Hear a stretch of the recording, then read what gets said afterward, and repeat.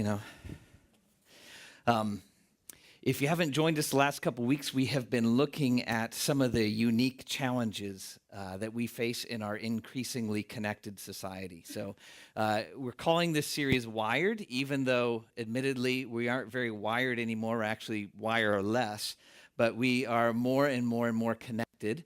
Especially these things have created a whole new realm of challenges as far as living a good life, staying connected spiritually, staying connected with other people.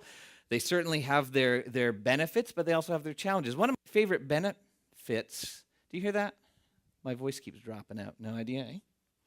Maybe it's this thing. It won't distract me, though, for sure. One of my favorite benefits of having a smartphone with me all the time is the camera feature on it, okay? Now, I brought in, I had to get this out of my basement museum.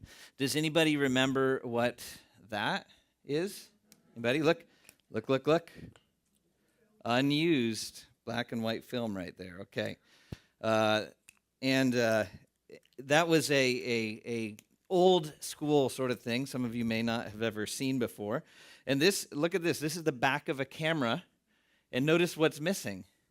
There's no screen. And surprisingly, look at that. It opens right up.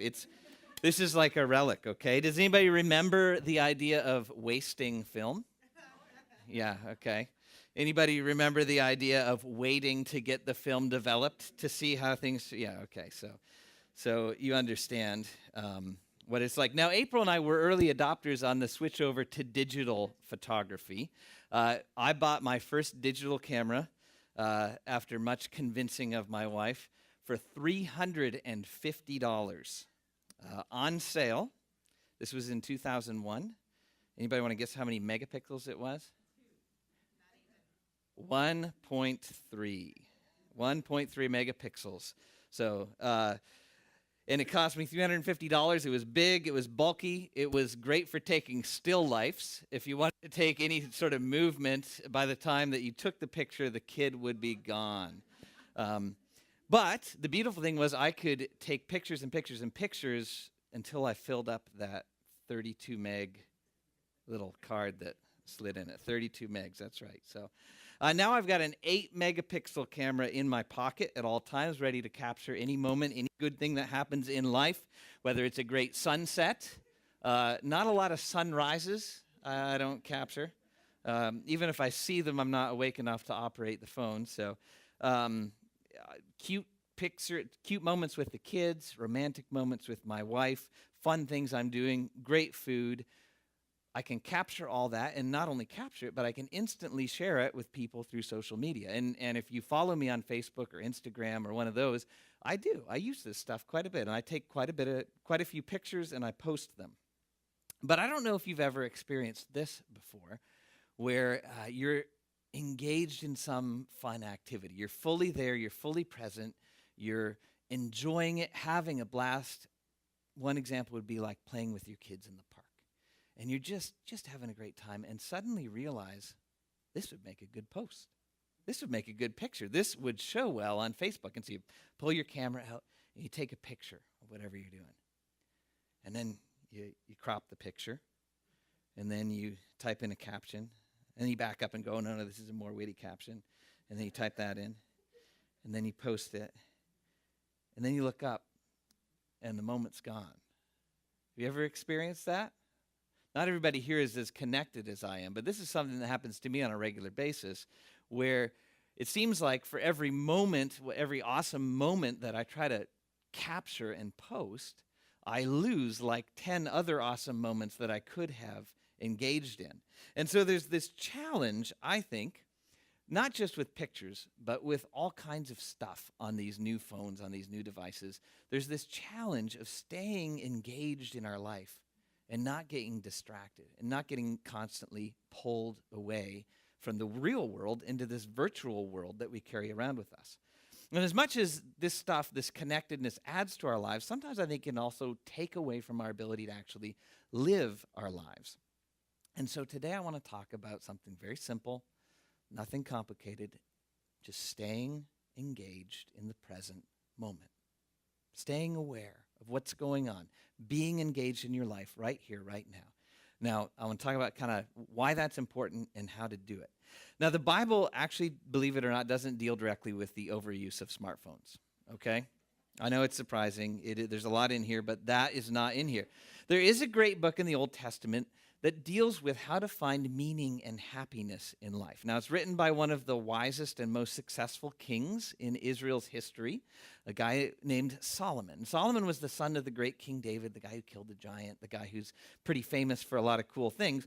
But what David did was win this amazing kingdom and then pass it on to his Solomon, who reigned over it in this time of prosperity and peace and wealth that Israel had never known, and I don't think is known since. So this was the high point of Israelite history. And the cool thing about Solomon, one of the cool stories, is that God actually came to him and said, almost like a genie said, I'm going to grant you one wish.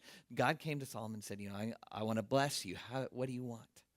And Solomon didn't ask for wealth, and he didn't ask for a long life. He didn't ask for military success or peace. He asked for wisdom.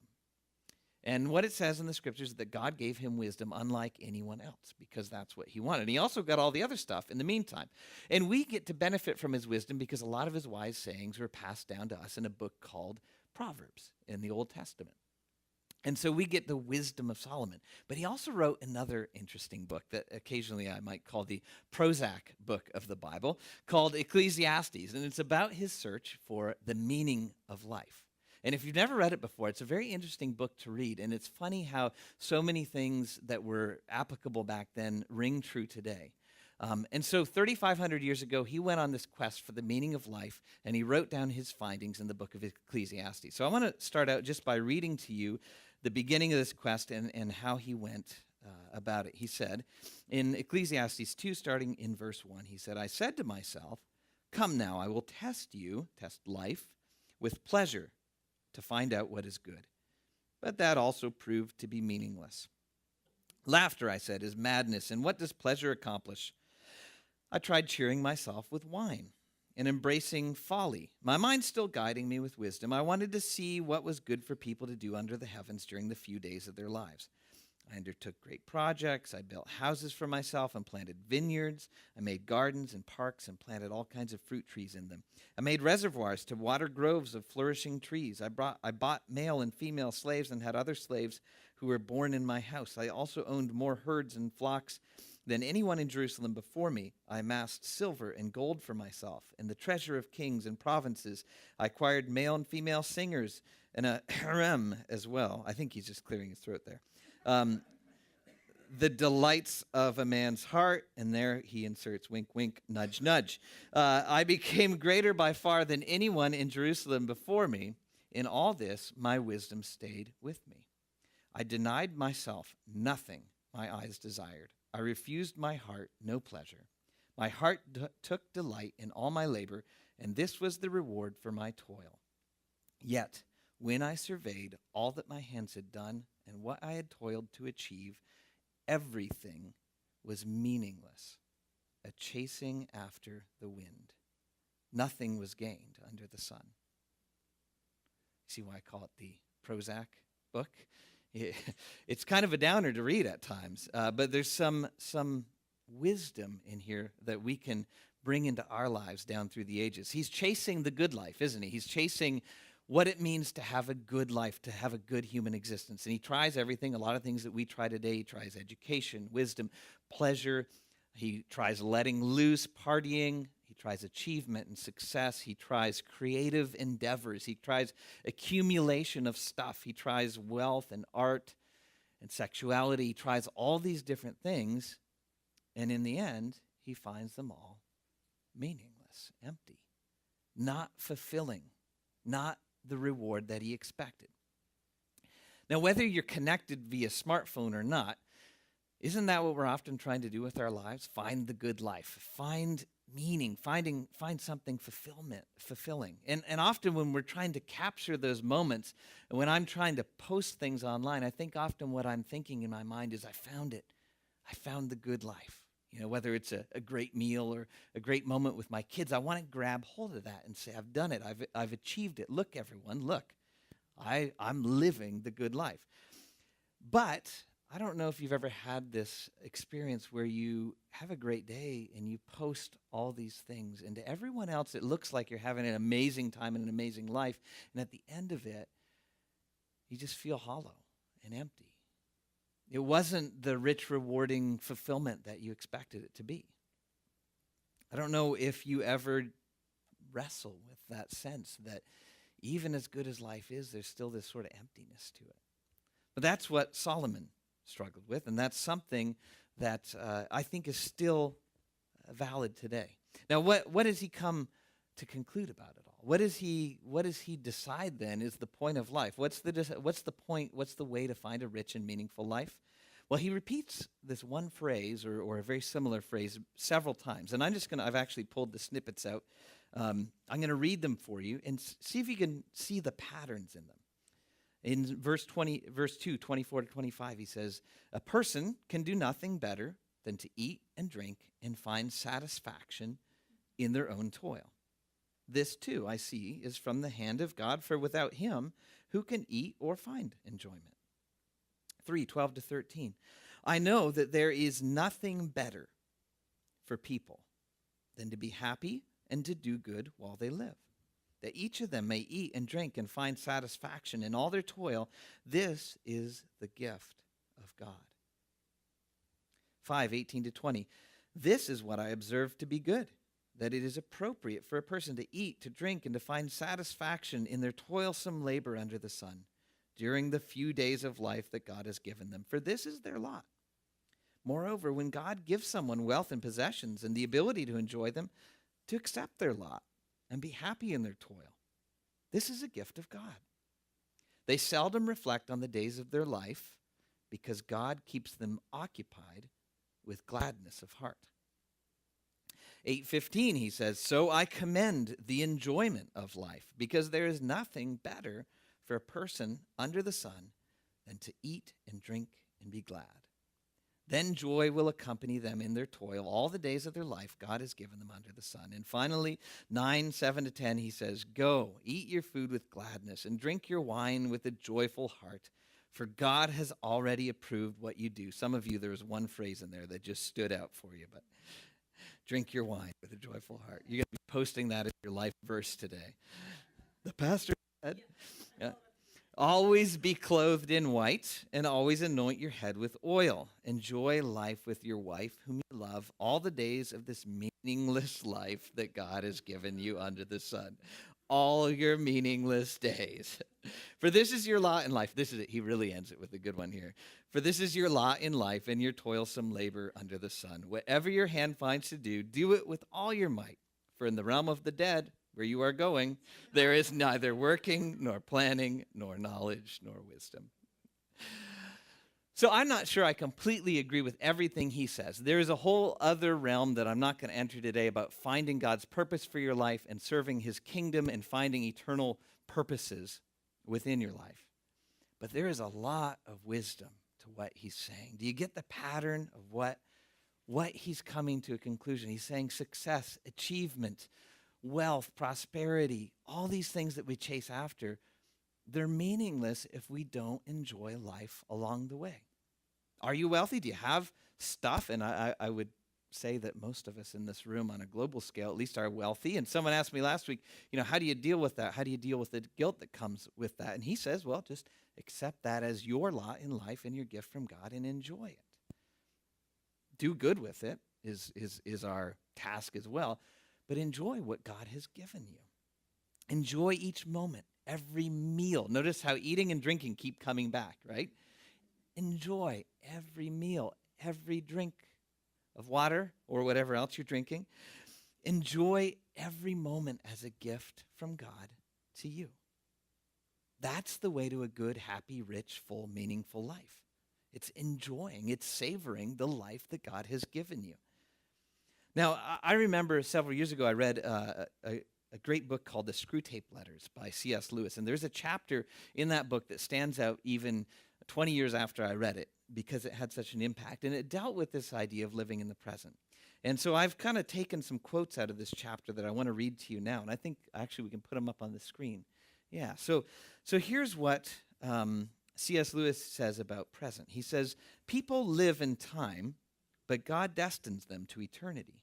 He therefore, I believe, wants them to attend chiefly to two things, to eternity itself and to that point of time called the present. For the present is the point at which time touches eternity. Of the present moment and of it only, people have an experience similar to the experience which God has of the reality as a whole. In it alone are freedom and actuality offered to them. He, God, would therefore have them continually concerned either with eternity, which means being concerned with him, or with the present, obeying the present voice of conscience, bearing the present cross, receiving the present grace, giving thanks for the present present pleasure. That's a tongue twister. Isn't that profound? That the present moment is the one moment that we experience the way that God experiences all of reality, all of time. The present moment is the only moment that we have freedom and actuality, that we're actually able to make decisions and exercise the free will that God gave us that makes us made in his image. The present moment has this sacred quality to it. And so what C.S. Lewis is saying is that's where God would have us put our attention right now, here in the present. Now, I don't know if you've ever tried that. I've been very aware this week as I've been preparing this sermon about whether or not I'm living in the present. And I would suggest that I live in the present moment about 3% of the time. I'm always going off on these tangents in my head and these little mental circles that I run in, or here and there, past and future. And I think that's a problem. I think that it's something that I need to address in my own life. And I think it's probably a challenge for most of us to live in the present. In fact, a lot of times we're tempted to live either in the past or the future. And that's what he goes on to talk about. In fact, that's the point of the chapter in the book. Because if you've never read Screw Tape Letters, it's a book about temptation. And he's put it in this fictional narrative of a senior devil coaching a junior devil on how to best to tempt people. So it's actually a very kind of interesting way to present this stuff. And this is what the senior devil goes on to say to the junior devil. He says, our business, in other words, the best way to tempt is to get people away from the eternal and from the present. With this in view, we sometimes tempt a human, say a widow or a scholar, to live in the past. But this is of limited value, for they have real knowledge of the past, and it has a determinate nature, and to that extent resembles eternity. It is far better to make them live in the future. Remember, this is temptation. This is not good.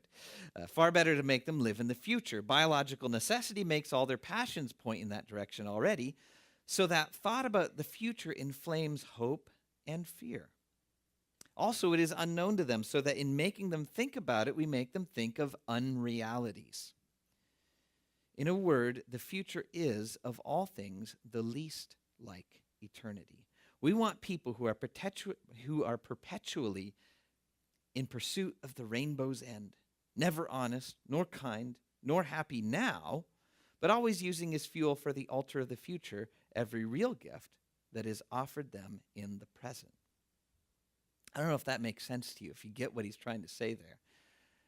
The gist is that God wants to meet us in the present. God wants to give us something in the present moment. And we're often way up concerned about the future, either worried about the bad things that are going to happen or excited about the good things that are happening so much that we can't see what's going on right now.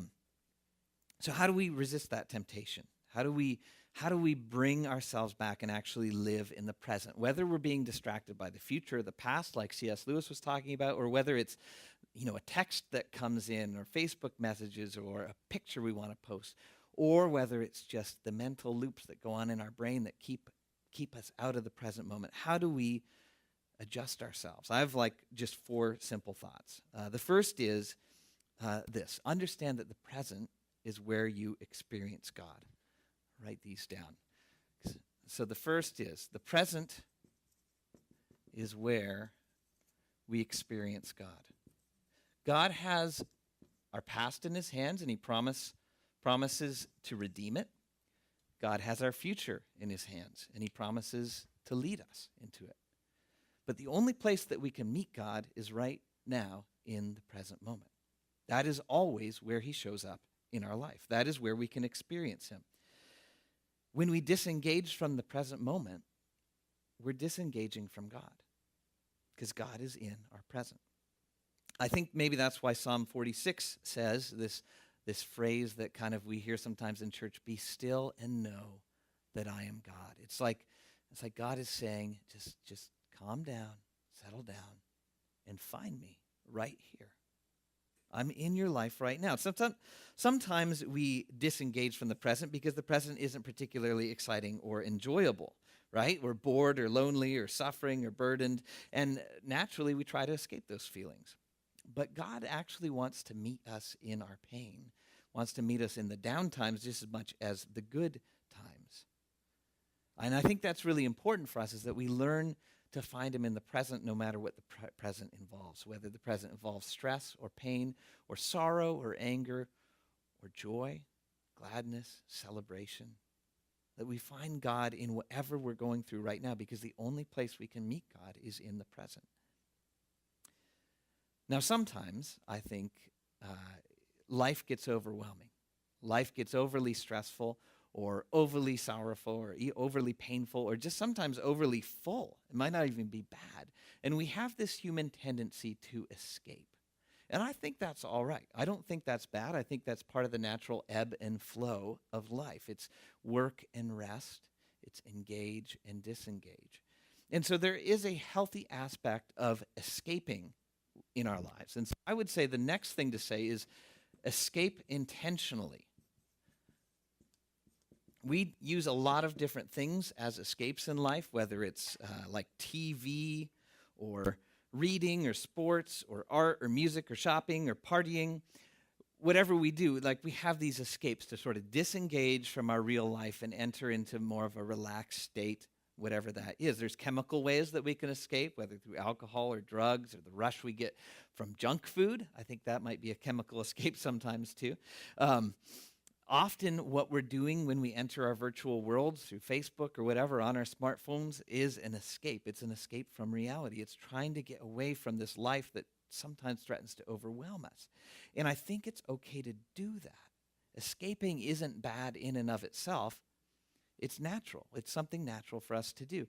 But it can become an addiction if overused. And that's why I think sometimes people struggle with addiction to their smartphones. It's escapism. They're feeling overwhelmed by life, or they're feeling disappointed by life. And so they're always trying to escape to this virtual world. And again, doing that in a limited way, doing it to a certain extent is healthy and okay, but we need to put limits on ourselves. We need to have a rhythm. We need to watch that it doesn't become this compulsive thing where we're always escaping into this virtual world. We need to make sure we're doing it on purpose, and that's what I mean by escape intentionally. Not that you could read that anyway, but I could. Is that okay, so you're escaping into your phone for a half an hour or an hour or whatever. Just know that you're doing that. And then come back when you're done. Don't stay half in your virtual world and half in your real world all day. Like I see so many people who are pulling their phones out every 3 minutes and looking. Not that I would ever do that. I'm completely innocent of that. But keep limits. Escape, but do it intentionally. Do it in a way that's controlled and not compulsive, not addicted. And keep coming back. And that's actually the third moment, or the third thought here. Keep coming back to the present moment, to reality. That's what living in the present actually looks like. It doesn't mean like you decide today, oh, you know what, I'm going to live in the present from now on, and then you're just always in the present. No, for the rest of your life, there will be things that drag you here and there, the past, the present, or not the present, the present's good. The past, the future, dragging you forward, dragging you back. There's all kinds of things that are going to try to distract you from what God is giving you in the present moment, and you are going to fall for them again and again every day. The point is not moving to 100% living in the present. The point is when you realize that you're not living in the present, that you can just keep coming back. And when you're distracted or when you realize that you're compulsively looking at your phone, you go, no, I'm not going to do that. I'm going to engage with whatever is going on right here, right now. Where you sort of go, oh yeah, right. You realize you're doing mental circling. I did this a few times yesterday when I was helping with the work day, and I was blowing sand off of a parking lot, which is one of the most mind-numbing things you can do. It was noisy as well, yeah, and I had these magical headphone things that meant I couldn't hear anyone. It was really neat. I need some for at home. But anyway, I found myself going on these mental trips and these mental loops in here and there and bouncing everywhere and in the past and future, and I kept reminding myself, no, just be present. Feel the wind on your face. Feel the dust hitting your eyes. Feel the sun on your back. Just be here. And I just kept pulling myself back to that moment. It's a continual exercise. You can't decide ahead of time that you're going to live in the present. You have to keep making that decision again and again and again. And when you forget about it, just coming back, and no guilt trip, no lecture, just come back. Finally, since we started off kind of talking about how taking pictures sometimes is an escape from life, for me anyway, and maybe you struggle with that, maybe you don't, I thought I might present just a different take on capturing those moments in life, maybe a different attitude. And what I would say is capture life as thankfulness. In other words, there is actually a very good side to this compulsion that I have whenever I see a good thing happening in life to pull my camera out and take a picture. What it means is that I'm actually noticing what is going on in my life. I'm actually seeing the sacred moments that God is bringing my way. The problem comes when I allow that process of taking the picture to, rip me out of the moment. But take the pictures and allow those pictures to be an act of worship, to be an act of thankfulness, to say, look, here's something God has given me that I just wanted to share with you. It's not about how good I am, it's about how good he is. Actually, I was talking to a friend about this, and he pointed out that sometimes when we take those pictures, we're actually trying to steal what God is giving us in the present moment and hoard it for the future. That we're somehow trying to steal that one thing that he's giving us right now and keep it and almost capture God and control God. But on the other hand, he said there's also this good side of that says we're all looking for the joy, the meaning, those fulfillment in life. We're all looking for God in our lives. And when we capture these moments and we share them with other people, we help each other see God and see the joy in life. So capture the picture, but I think there's great value in what is becoming known as the latergram. Does anybody know what a latergram is? Take the picture and then post it later, okay?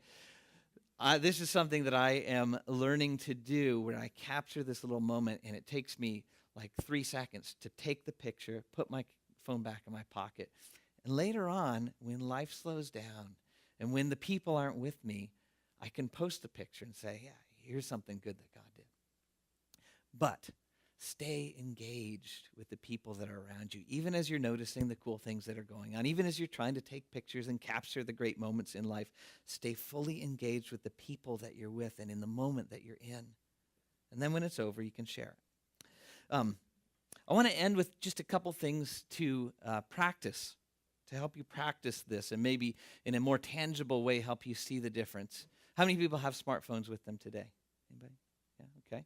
All right, so I want a little bit of a exercise here. I'm going to pass around some grapes. You can take one or two, if you're hungry.